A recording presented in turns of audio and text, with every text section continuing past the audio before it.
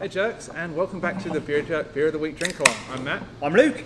And today we are drinking a lager. Luke loves lager. Yeah, I'm really into lager. I'm into all German beer styles, really. Everything about Germany, really. Yeah, big fan of Germany. Sehr gut. Not everything about Germany. So But don't mention it. Everything about modern day Germany and Germany of more than 100 years ago.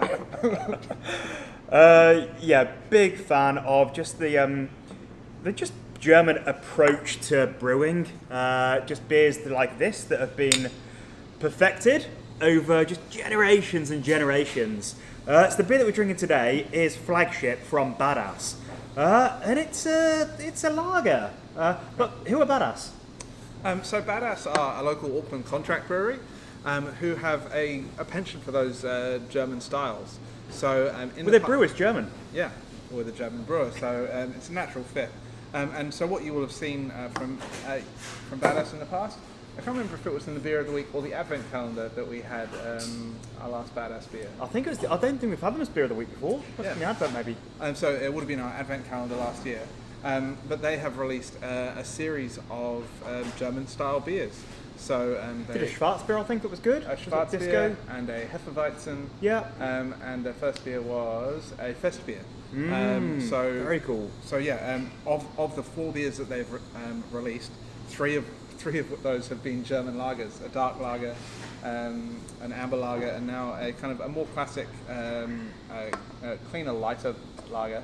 So this is what they describe it as a cross between a Dortmunder and a Pils. And a Pils. Yeah. So tell us about Dortmunder. Dortmunder is like in every region of Germany, they have a regional beer style, and you go to that region, and that's pretty much all you can find often. And in Dortmund, which, as you all know, is in western Germany along the Ruhr Valley, a very industrial part of Germany. So it's historically where all industry is, all of the steel mills, all of the coal mines.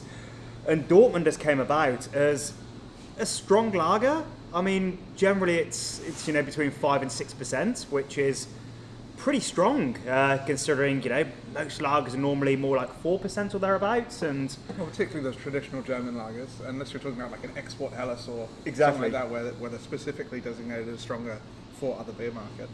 And the style of drinking that people would have done in Europe, 50 or 100 years ago, it is drinking in volume. So actually that difference between a 4% lager and a 5.4% lager is pretty substantial when you're drinking, 6-7 litres of it. Well, it's actually really relevant to the rate that your body can metabolize alcohol, because I think I can't remember the exact figure, but it's what the one standard drink is based around. Is that I think broadly speaking, the average person can metabolize one drink of 4% alcohol per hour. Yeah. And that's roughly where that standard drink comes from.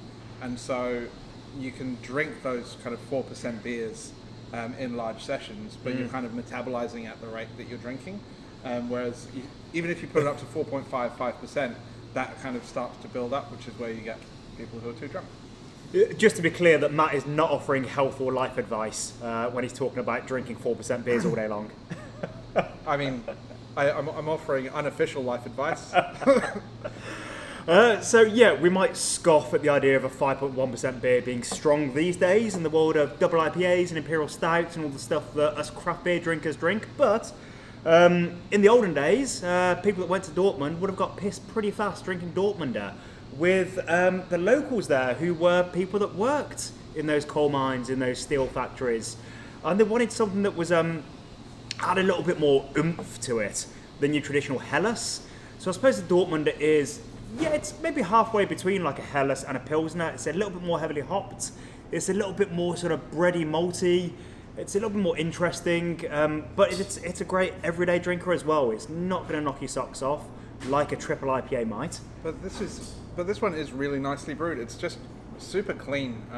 It doesn't have any of those kind of, what's the word?